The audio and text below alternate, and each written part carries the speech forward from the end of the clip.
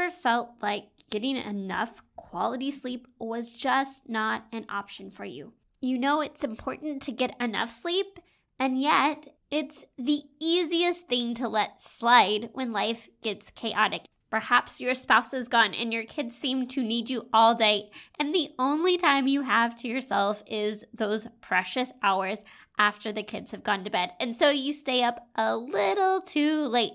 But then the kids wake up in the middle of the night and they need you, and the cycle continues. And what's happening is that your sleep is being disrupted. But oftentimes we tend to think, oh, I'll catch up on sleep later. And we don't understand what the lack of sleep is truly doing to us. If you are ready to wake up rested, to think more clearly, and to feel happy with the energy to show up every day exactly how you want to, then this episode is for you. We're going to talk about how to optimize your sleep, your energy, and build stress resilience so that you can live your most vibrant life and show up exactly the way you want to as a military spouse and beat burnout.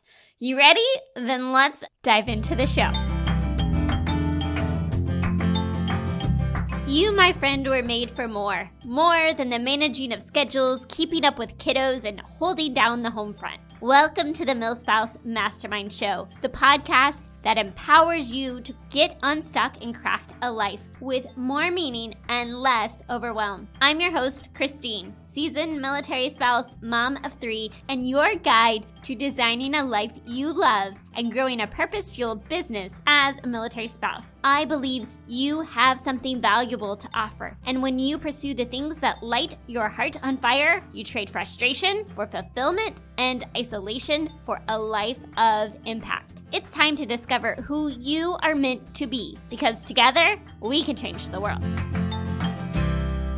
Today we are talking all about the subject of sleep, and I wanted to let you know about a free resource that is available to you. It's a free life assessment for you that teaches you about the 3 non-negotiables to a fulfilling life and how to assess the 10 major areas of your life so you can pinpoint where you are struggling the most and what to do about it. And the reason I bring this up is because the first major area of our life is the area of play and rest. And sleep falls squarely in this category because it is vital to our health and well-being and ability to thrive as military spouses. Today's conversation is with sleep expert Renee Kindler. She is a retired military spouse, a nurse practitioner, functional health consultant, and the founder of Aonani Functional Medicine, which is a virtual practice where she helps clients restore their vibrant energy and restful sleep. She earned her MSN from Gonzaga University and has had the privilege of practicing in rural family health, pediatrics, sleep, and neurology in addition to functional medicine. She is passionate about helping you optimize your brain and body so you can show up in your life every day exactly how you want. Renee Kindler, welcome to the MilSpouse Mastermind Show. I would love for you to introduce yourself, tell us about you, and a little bit about what you do. Hi, thanks for having me. I am a nurse practitioner, and most importantly, I think, was a military spouse for over 20 years.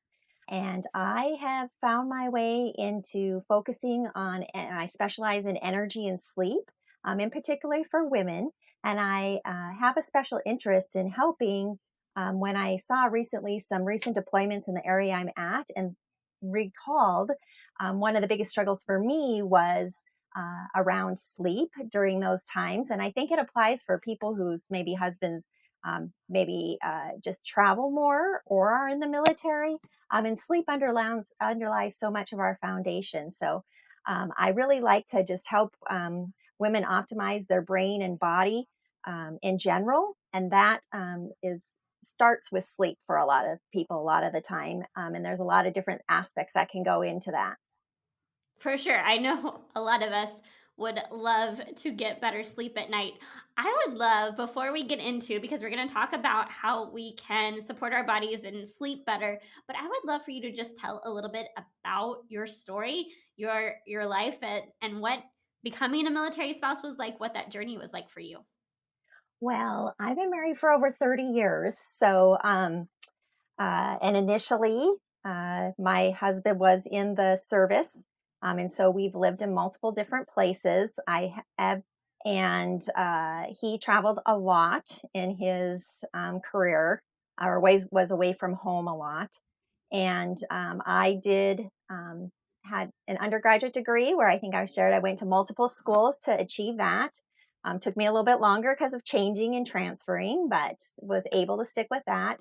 Got my graduate degree at Gonzaga University, and then have, like maybe many others, have had many different positions that were supportive. Where always loved what I did and was able to interact with patients, but always focused on being the only person there really who could. I know a lot of you can probably relate, like the only person who could was going to be there if the kid was homesick from school or needed a ride someplace or those kinds of things. And so just being in that community in different ways. And if you can imagine just kind of what the last 30-year time period has been, there's been a lot of changes in what being a military spouse looked like 30 years ago compared to after 9/11, and the changes that came in that time between being in multiple different places and multiple different roles. And I think too, sometimes some of the things that might develop during deployment times, and I'm sure everybody who has experienced the separation, what can change in your life and your lifestyle, and sometimes those things can be positive, and sometimes they can not be as positive, and then continue later on in your life, like if you develop poor sleep habits. I mean, I think that is one of those things that I remember when my husband went off on his first deployment, and I was like, I am living in a big house alone by myself, and I feel weird and it's hard to fall asleep and I've never lived alone before, and all of these things that can impact our sleep. Did you find, as you were doing this military spouse life, did you find that you were able to kind of pursue your own thing at each location, or were there times when you really struggled to say, okay, how do I do this at this duty station because I'm the primary parent right now? uh, Yes, I would say for a long time when we were married, we didn't have children. So um, that was obviously a different kind of role. But even looking at things, when you think about how your vacation time is and your travel back home. So, yes, I do think you um, look at work, career choices that you're going to make based on that. And then also, yeah, having different times in your resume where I'm a nurse practitioner, people want somebody who's going to stay around a while, right? But some people do value the military community, kind of depended on where you were and how close you were. I had some great opportunities to do rural healthcare because of it. And so I always tried to focus on what you could find that was more positive, to be able to make those changes. And was fortunate that I was able as a nurse to work in a lot of different um, areas, pediatrics, sleep and neurology, geriatrics, rural health. So, kind of a wide variety of things. I am fortunate now, being in the retirement phase of military life, to be able to be establishing a functional medicine practice that I really enjoy. I think it's easy when you're different places. To kind of try to see where your fit is. And so, basing your career sometime choices on, what fits your life. I think there are different seasons of life. And I think that's a good way always to look at it.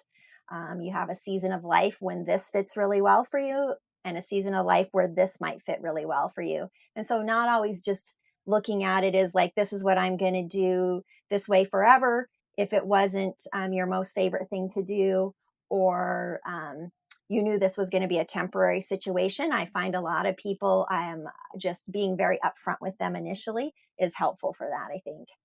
I mean, I've found that every location that we've been at, there are so many different seasons of life and what my life looks like and how I live out and find purpose in each of those seasons changes. And it's a journey that we're constantly on, and kind of growing and evolving and figuring out what that's supposed to look like for each particular season. So, what was it that was really drawing you to study energy and sleep? What was it that was the catalyst for going into this functional medicine path? Well, I think that when you think about it, everything really comes based back to sleep. And I about Um, I s- so 5 years ago, I started working in sleep and neurology and had a lot of people like who would do all the things they were supposed to. They got their sleep apnea treated, did all these things, but they were still tired. And I believed them; they were still tired. And sometimes that can be a mindset issue, which kind of, what you alluded to, some the bloom where you're planted. But also looking at when you're under chronic stress a lot, even if it's a low grade stress, you're supposed to have episodic stress where things get better and worse. And that's good for your body. You have this eustress where your body responds. And then if you're under chronic low grade stress, which sometimes I think for military spouses happens because you may have multiple deployments, you may be responsible for other things, you don't have the family network necessarily around. And so that can happen to other people too. But when I was seeing that and these people were like, I'm still tired, all their numbers looked good, but people are still tired, made me learn more and want to learn more and learn more about some nutrient deficiencies. Yes, there are some basic sleep hygiene we all have to remember that can cause those things too. But sometimes just even the chronic underlying stress that needs to be addressed and the nutrient depletions that happen from that stress. And then kind of the bad cycle of when I'm tired, it's easier to just go grab something to eat. That might not be the best choice.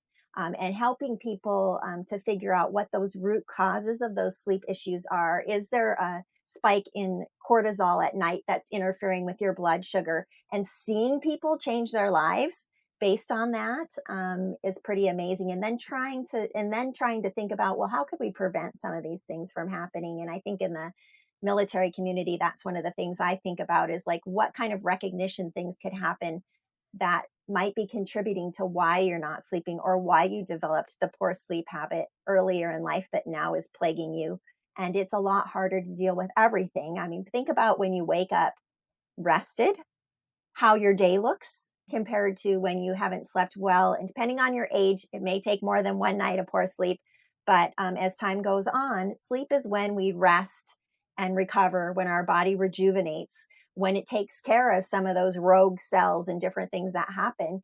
Also, it's one of the times when our brain has a lymphatic system. It's called the lymphatic drainage system. And if you don't sleep, your brain doesn't get the time to clean out the trash. And we all need to take out the trash from our cells, including our brain cells, in order for our bodies to be healthy now and in the future. So, those are some of the things that really led me to like, what is going on where we tend to not value sleep? Like, oh, we can sleep when we're dead, you hear people say a lot. And what kind of different things would be supportive of that, and how much even skin conditions, stomach conditions, memory issues that people have. And then, of course, your energy in general are affected by not sleeping well. I mean, I think we say we want sleep, right? We know that it's like good for us, but when it comes to actually making it a priority in our lives, sometimes that's really hard to do. And I loved what you bring to the table of saying, "Hey, I've studied sleep and I understand that military spouses can benefit from this because I think there is that underlying excess stress that we're under, whether it's dealing with your spouse being gone and not having the support systems nearby and frequent PCSD. And I know I've moved every 2 years, and there's just like all of that additional stress that comes into play when we're moving that frequently. And so I love that you are wanting to help support us. So, where do we get started? Let's start here. How do we know if we're getting enough sleep? That's a great question. So, if you could wake up without an alarm clock, kind of tells you how long of sleep you need because most people need between 7 and 9 and it can vary. So, that's one thing. Are you waking when you wake up? Do you feel rested or are you hitting that snooze button a whole bunch of times? When you wake up, do you make it through your day well? Or do you have that afternoon slump, which can come from not enough sleep or some other things? But most commonly, if you're not getting enough sleep, you're never going to not be tired throughout the day, or you may feel like you are, but your productivity may go down. If you're finding yourself more less patient with people during the day, that's a sign that you might not be getting enough sleep. Our bodies regulate our blood sugar based on our cortisol levels too, and the cortisol is a stress hormone. And so if you feel like you're hangry a lot, like people are hungry and feel they're angry, or if you feel like I said, that impatience, those are things that are saying and you have low energy through the day, that maybe sleep, maybe you need some more sleep than you are getting. So, how can we start supporting our sleep, setting ourselves up for success when it comes to sleep? Sure. And the other thing too, I would say is that you should be able to fall asleep within usually 5 to 30 minutes, and up to 30 minutes can be longer. And you should be sleeping through the night. So if you're waking up through the night, you might be having some problems with your sleep too. So just remember those things. One thing I always tell people, the environment, when your environment's changing a lot, sometimes that can contribute to sleep issues. I think for military spouses, if you're looking specifically towards like, what could I do if I know a deployment's coming up? I think recognizing it is the first thing. For some people, maybe sleep's not an issue.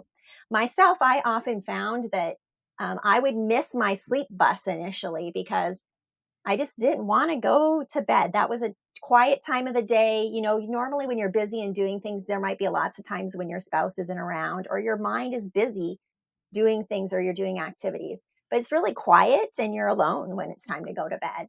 And so, frequently putting yourself in positions where you're not going to get it as good a sleep, where you miss that sleep bus, because sometimes you get past where that, okay, your melatonin's getting in a good spot, you're getting tired, you're getting sleepy, and maybe you pick up the phone or maybe you do one last thing or you don't go to bed. And then all of a sudden, now you're kind of that wired and tired person, and you'll see that through the next day too, when your stress levels, your cortisol hormones are going up and down the way they shouldn't either. Or maybe you fall asleep on the sofa instead of going to bed.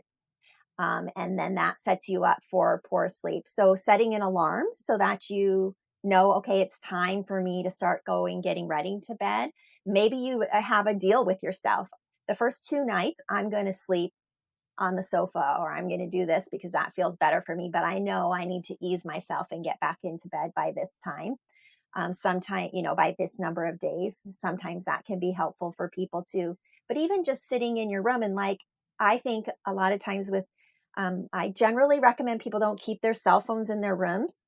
Just because it's easy if you wake up in the middle of the night, if you're going to bed at night, our brain and the way our sleep and the melatonin, which helps with sleep, works is that light exposure changes that turning on and off. So your phone can cause you to have issues with that stimulation and the cortisol to go up. So we all like to know, like, if the phone rings, we want to be able to hear it, right? If our spouse might be calling us. And so then having the phone so that you can turn it off. Most all of them have you can turn it off. So do not disturb, but you can put in people who would come through, so your child or your husband or your parents maybe, so that you're not getting the ding of every Instagram or every email that comes in if you have those notifications on to bother you at night, because that's very disruptive and can cause you to have trouble with sleep. The other thing is just looking in your room and looking around what's there. How much light exposure is there? Can you turn the alarm clock around the other way? You can put your phone across the room so that it's not as easy to just pick up and look and see what's going on there too. Even things like setting the sleep timer on the TV if you have a TV in your room so it will shut off. Because lots of us, like to have the noise, I think people do when you're alone a lot. But that constant noise all night is not going to let you generally get into the deep sleep you need, because you also need the quality and the quantity of sleep. So, really looking at that and setting that timer so it would shut off, that's going to benefit you too when you're looking for those kinds of things to be helpful. So, is there a window where your body is ready to sleep? Because I notice if I go to bed on time, then I generally am able to fall asleep quickly. But what happens is my husband will go on a trip and he's gone, and then I'm like, oh, it's quiet. I have the house to myself, and then I end up staying up longer than I would if he were home. Is there a point where you reach that, okay, now I'm too wired to go to sleep? There definitely is. That's the sleep bus I was talking about. And that's different for everybody. And that's one of those things that's always important, is to listen to your body, hear what it's saying. When you start feeling those, my eyes are getting sleepy, I'm tired, I'm yawning, or you also know, like, count back from when you have to get up. You know, it's time that you need to be about getting to sleep. Really paying attention to that is important. For most people, limiting caffeine after noon is supportive of that. Not thinking, oh, I'm going to have an extra cup of coffee because I'm staying up. That those kinds of things. That is the other thing too. So if you do watch TV in bed, your body gets the signal that, and sometimes maybe, normally you'd turn off the TV or you'd turn off your lights because there's somebody else home. That sends a signal to your body that the bed is, it's time, I'm supposed to go to sleep here. So if we do a lot of other things in bed, then we can sometimes get our brain thinking that it's not necessarily to go to sleep in, and that can interfere with issues too. So really just listening to your body, trying to maintain, going to bed at the same time, getting up at the same time in general, within about a half an hour at the most of each other, is often helpful. Not doing things in bed that are going to keep you awake, like watching your favorite crime show or the news, if that's stressful for you, or the news where your spouse is at. Those kinds of things make our body wake up with the cortisol in that stress response. And when cortisol goes up, generally melatonin, that sleep hormone, goes down. So you want those things to be matching. As your cortisol goes down at night, your melatonin's going up. It's making you sleepy. It's letting you know it's time to be sleepy, provided you aren't constantly stimulating it with other things. So, what happens if we're able to go to sleep, but we're having trouble staying asleep? So a lot of different things can cause that. Some of it can have to do, even if you have a easy time falling asleep, it still can have to do with what you were watching or intaking on your phone in the hour or two before bed. Also, a lot of times nighttime awakenings can be associated with changes in blood sugar and blood sugar regulation, which people don't realize a lot of the time. So making sure you're eating to nourish your body, and there's kind of some different things with that that can cause that to have some changes too. So there can be different causes of waking up, and the time you wake up can be a different cause sometimes too. Usually more like 3 and 4 in the morning is more based on liver function. There's different body repair and different cycles that are usually going on at night. So sometimes there can be different clues depending on the time it is too. But that's definitely something if it's ongoing. Oh, and I should say, I am a nurse practitioner, but I'm not your nurse practitioner. So if you are having any issues, you want to check with your provider. There can be different things that can cause that. And using this information just for information and education is important. But then checking out, because there can be a lot of different things, including sleep apnea, can wake you up in the middle of the night. And a lot of times that can change at different altitudes, can be contributed to maybe different environmental allergies, things in your home where you move frequently that can cause that.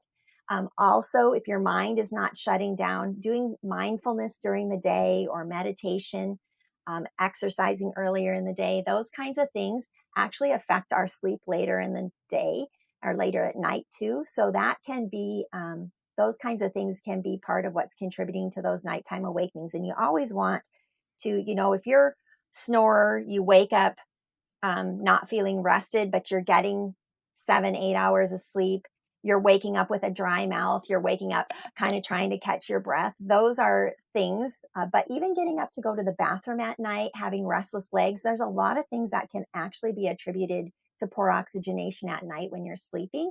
And so you always want to check in with your healthcare provider too, to see if there is something else that could be going on in that regard. So, what if you are getting enough sleep, but you're still feeling tired? Are there different, how do you measure the quality of your sleep? And are there ways to impact the quality of the sleep that you're getting? For sure, wanting your brain to shut down like it should is important.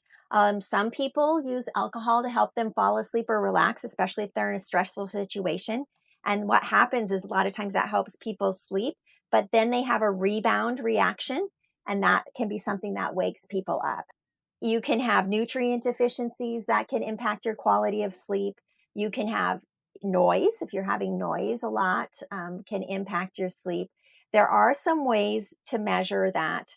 I don't know if you've heard of the Aura Ring. There's different devices that measure your oxygen and your heart rate at night. You can measure heart rate variability, which is a measure of sleep. There are actually also some apps that people have had luck with before that will record, like, if you're snoring or noise, those kinds of things. If people have a question about whether or not that their quality of sleep is impacted from some of those things, also can be measured with a sleep test. If somebody feels like maybe your spouse has told you you're thrash a lot at night and moving your arms and legs, and those kinds of things can be good indicators to the quality of your sleep too. And if you're waking up not rested and you've slept, you know, multiple nights in a row, 7 to 8 hours, and you're still tired, that's a good sign to say, I should look for what else that is. And it's frequently, obviously, stress can impact that. But I would encourage everybody too to kind of look like, what's my natural light exposure? Because your light exposure in the morning is important, but also the answer shouldn't always be, well, your spouse is gone all the time or you just moved. Yes, those can impact things, but there are other things too, like nutrient deficiencies, other things you can do to support yourself or to look by, because I think that is one thing when people move multiple times. I think it's very easy for, oh, well, my sleep's off because I've moved a lot. Yeah, but if you move, like you said, every 2 years, you don't want your sleep to be off for 6 months or two. So there are some other things you can do, some of these things we've talked about, or other things that can help improve that, because it shouldn't just be accepted as normal. And that's one of the things that really brought me to functional medicine too. There's lots of optimal things, and just because something's normal doesn't mean, or is just because it's happening to a lot of people doesn't mean it's normal. You know, there are different things that can be done, and just and that's, we should do better. We can do better, and so we should do better. I mean, I think a lot of times we feel overwhelmed because we're not sure what's going on or where we get started figuring out where do I go to get the answers, especially when you're in the system, and if you go through your primary care provider and they say, "Oh, well, this is what happens to people." And so, what are some resources that we can use to start to support ourselves and our bodies? Well, it depends on in particular. If you're looking more for sleep type things, I do have a sleep handout. If anybody's interested, you can go to it, ReneeKindler. So reneekindler.com/sleep. And there is a handout available there. I do think, depending on what your particular, if you feel like it's more mindset focused, looking at that. If you feel like it's more insomnia, I have trouble falling asleep and staying asleep, which of course can be tied to mindset, but can be there. Other things to think about is, could it be nutritional choices? A lot of times, if we're not eating enough protein or getting enough carbohydrates, it's very common for us to think about limiting calories if we have had a stressful time, and really sleep is more important, and supporting that sleep. So I think that looking for resources in those particular areas especially to hormones when we move. Like there can be different things. And a lot of times, just really kind of thinking back to what was going on, reflecting with somebody so that you can see what might be causing the underlying issue is important. And of course, that's going to change. Your sleep needs change throughout life. So it's not something you should just look at one time compared to, as things change in life. Oh, well, I looked at that 5 years ago and that wasn't the issue. It might be something worth revisiting if things have changed a lot too. So let me ask you some common sleep questions. Okay. I know a lot of my audience are young parents. And so when you have littles that are waking you up during the night, you're not necessarily getting that quality sleep. So, what can you do to take care of yourself when you're in that season of getting woken up at night by somebody else? So it's really important to take advantage of the time. And I think that's one of the things that is tricky too, because that nighttime might be the first time when if you're a parent who doesn't have someone else there with them, that might be the first time you get your 5 minutes to yourself. So kind of really setting a timer literally so that you can have that 5 or 10 minutes, but then you don't end up getting absorbed into something for a longer period of time can be helpful. Looking at how late in the day you drink caffeine, because that can make a big impact on your ability to fall asleep or to fall back asleep. And same thing with the phone. Like when you get, you wake up with your kids and then you get them back to sleep, but then you grab your phone, that's a way that you're stimulating your brain. So kind of trying to set yourself up for success as far as that goes.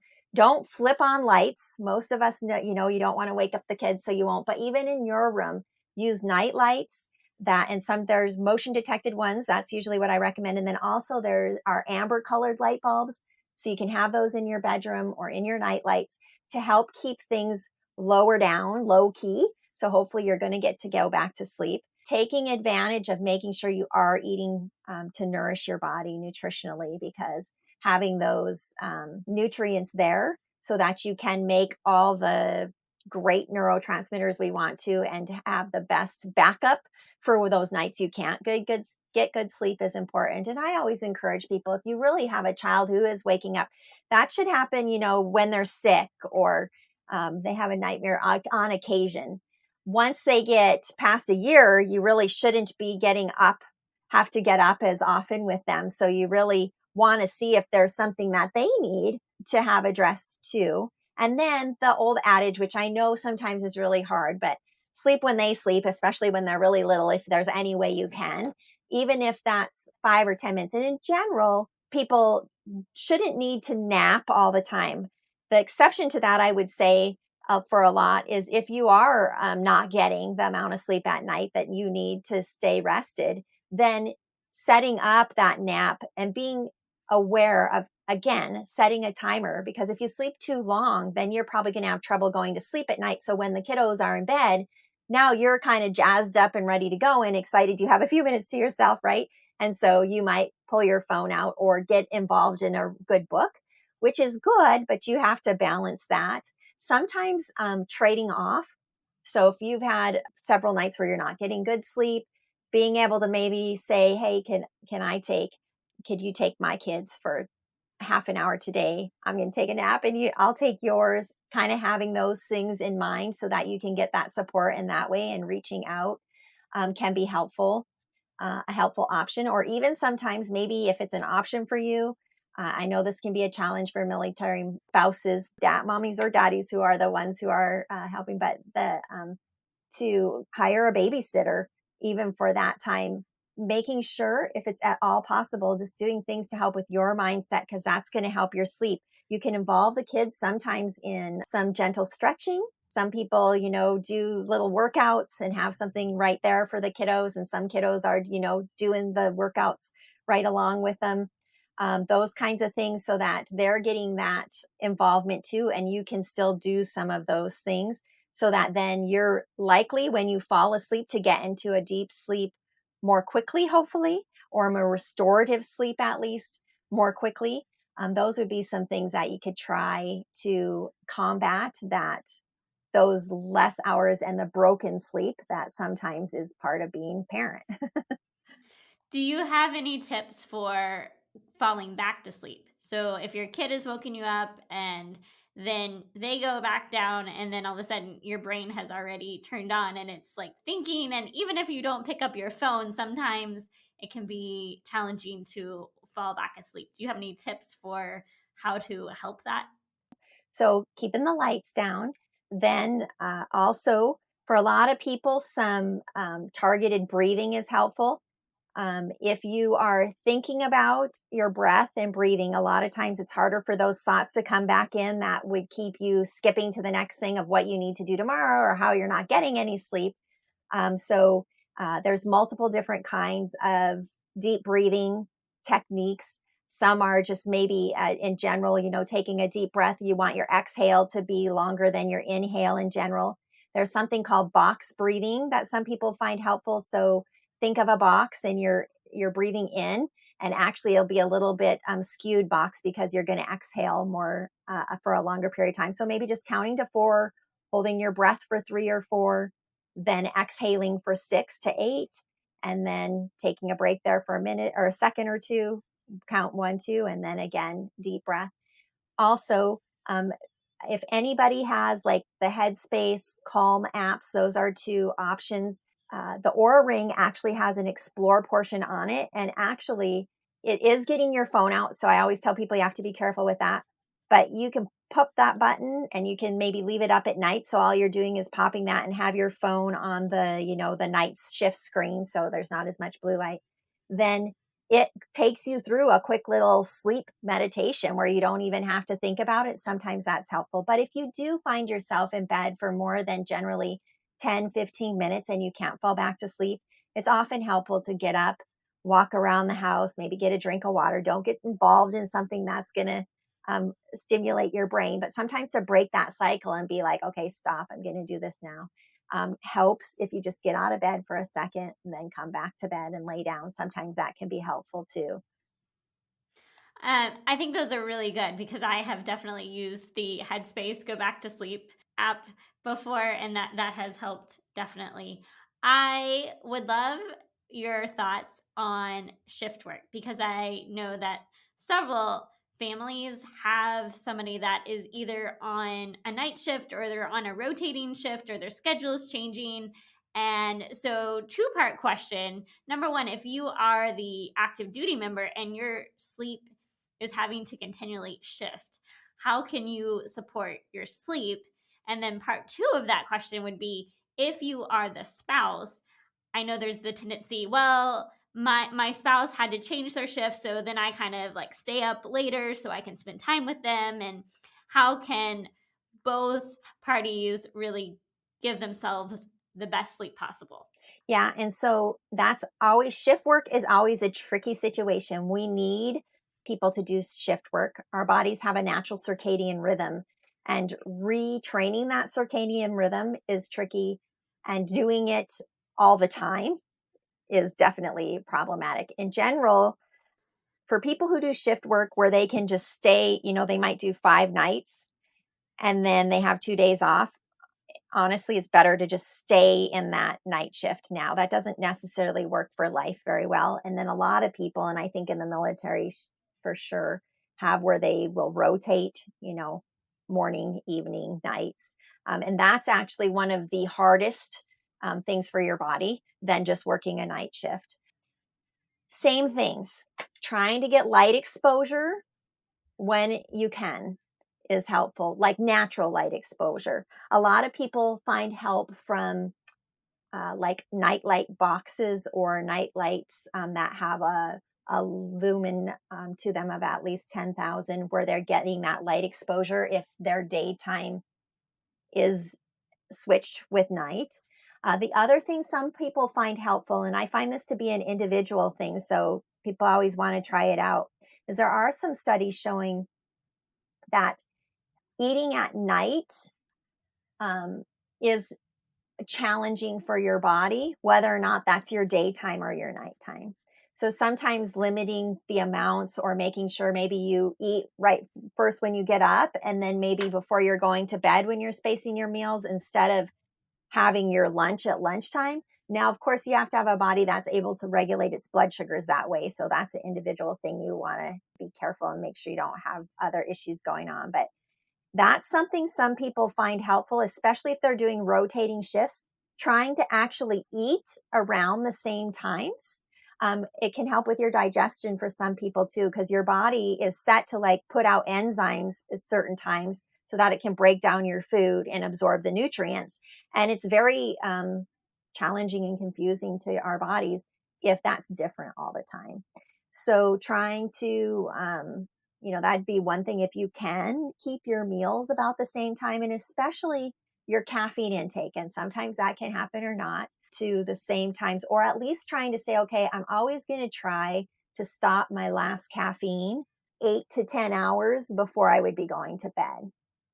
Kind of putting that in the habit. Some people are able to metabolize caffeine more quickly than others. And it's very common if some people can drink now I can drink coffee and right to bed and it doesn't bother me. Usually people are falling asleep, but it's usually affecting their quality of their sleep, even if it's not keeping them awake. But that also does depend on the individualization of, like I said, some people metabolize caffeine more quickly. I always tell if it's a spouse shifting, one of the things you can do, because I think that it is important, the time and, having joy in our life and time to spend with each other is important. Usually I say like make a deal. So, maybe I stay up 2 nights a week, and then I keep my sleep so that I can keep my health, and my deal is I'll have food prepared for you so that you have this easy for you on those days. And then my trade off is I get to sleep well these other nights so that I have the energy to do those things. And the nights I am there, I have the energy to do these extra things for you, kind of making a trade off and a negotiation that way. So everybody's happy and somebody's not grumbling, well, I wish you would stay up more because then we don't get to see each other. And why wouldn't you do that? And of course, that's going to be different based on if you're working another job outside the home or those kinds of things to balance there too. Also, if you have little kids and you stay up and then you don't get to sleep at all or you sleep very few because you stayed up, you can see where that needs to be negotiated too. And really thinking about sleep as something that is as important too, because it's important for your relationship. Because if you are on edge because you're not sleeping, you're not going to maybe be the nicest person to be around all the time or be the most patient with somebody. So, And I think it's just so important that we want to be a good spouse and a good parent. But that's really hard to do if we are not taking care of ourselves. And so just understanding how we can support ourselves so that we're able to show up for those that we care about is really important. If people want to learn more about what you do, what's the best way to connect with you? well, if you use Instagram, Renee Kindler 1 is my Instagram handle. And then to just the reneekindler.com, you can message me with a apply with me or work with me buttons there. If you wanted to learn more about working with me and looking at those things individually too. But even if you're interested, like you can message me on Instagram at that Renee Kindler 1. If you're interested in some mindful breathing handout, I do have a mindful breathing handout. So that would be something, or also a handout that talks about our vagus nerve, which that's one of the things that can keep us more stimulated, and some activities just like that. Some of us think, like, really, that's going to make me more relaxed, but just activating that nerve that innervates everything in our lots of organs in our body. Things like singing and humming, even gargling can be helpful. And those things will help improve sleep when we can calm our nervous system, because it's all about trading off that nervous system, keeping it in the parasympathetic state where it rests and digests and repairs instead of always in that sympathetic fight and flight state that you think about. That is such good information. I will link all of that information in the show notes below so you can check that out. Last question for you. I would love to know, as you were looking back on your life as a military spouse, what is one thing that you wish you would have known as a young spouse, or that you wish you would have done differently to support yourself on this journey? Well, I think for sure that making time for self care, like you have talked about, I think it's easy. You get what you say, maybe mission focused, right? Kind of same thing. It's easy, I think, for all spouses, but I think as a military spouse, when you really feel like, and like I said, not to discount anybody else, but I think it becomes the focus that there's this one main person and one main job in your family. And it is. And like I said, it's a season in your life. But just remembering it's okay to take some time for yourself. It's okay to go get a massage if that's something that feels good for you. It's okay to go sit in the infrared sauna if that's something that feels good to you. It's okay to prioritize your sleep when you can. Those would be the things. And then asking, and I actually have just started to get better at this in the last couple of years. And that is, you don't have to do everything yourself. It is okay to ask other people to help you, and it is okay to accept their help if they offer, as long as it's in a safe place. I think you get so used to, you don't know people and you're going to do it yourself and you're self-reliant. I don't know if that's for everybody, but that's how I felt. And part of that's, how you're raised and stuff too. But, you just never ask anybody for help. Or if they offer help, you're like, no, I'm okay. But it's okay. There's nothing wrong. And it creates a community, and you're inviting that community together. And that's really important to help you with your overall health and well being and your sleep, I think, too. So, making sure you're just in a safe place when somebody's offering the help. But usually there's lots of places in a military community where you could get that help if you ask or look for it. And you don't have to be an island. I think that's so important. And I know somebody needed to hear that right now, because I have talked to so many other military spouses, and it's the hardest thing to ask for help. We're all willing to go help other people until we need it. And then we're like, oh, surely I can do this myself. I can figure this out. I'll do it. And really, it's a blessing to you and the other person when you just say, hey, I do need help, and to be willing to accept help from others, because we are better together. And I just think that is such an important thing for us to be able to give and receive help and to support each other on this journey. Renee, thank you so much for coming on the show today and for reaching out and sharing all of this information with us. I know it is something that we all need, is that quality sleep to support ourselves. And so I really appreciate you taking the time out to talk with us today. Great. Thank you so much for having me. I don't know about you, but I am 100% guilty of staying up a little too late, getting into a project when my husband is gone, and then realizing that it is already past my bedtime. And then I go to bed extra late. I wake up the next morning and I definitely do not feel rested. It is a bad habit that I am working to try to break. And sometimes I do really good about recognizing that I need the sleep so that I can function and be at my best the next day. And sometimes I give in to what feels like I'm accomplishing something or enjoying something in the present moment, and then I regret it the next day. So I think we have all been there at one time or another, but I hope you got some really practical nuggets from today's conversation that you will take with you. And the number one thing I want you to take away from this conversation is that your sleep matters, and that there are so many things that we can do to set ourselves up for success when it comes to getting a proper night's sleep, so that we can show up as the person that we want to be. And it's easy, especially if we are in that season of life where it feels like sleep is outside of our control, if we have kids that are waking us up at night, or any other thing like a shifting sleep schedule that feels like it's in control and we're not in control of the quality of sleep that we're getting. I want you to be able to reframe that thought and to understand that there are things that you can do to set yourself up for success. There are extenuating circumstances that may make sleep more challenging in certain seasons, but all of us have the ability to set ourselves up for success so that we can live a more energetic and vibrant life and show up as the person that we want to be and do the things that we feel called to do. So I hope that you will just take a few moments to examine your sleep, what you think about sleep, how your thoughts towards sleep, how you set up your schedule, and make sure that sleep is a priority. I know all of us are going to have a different amount of sleep that we need, but it starts with that awareness of what sleep am I currently getting? Is it good sleep?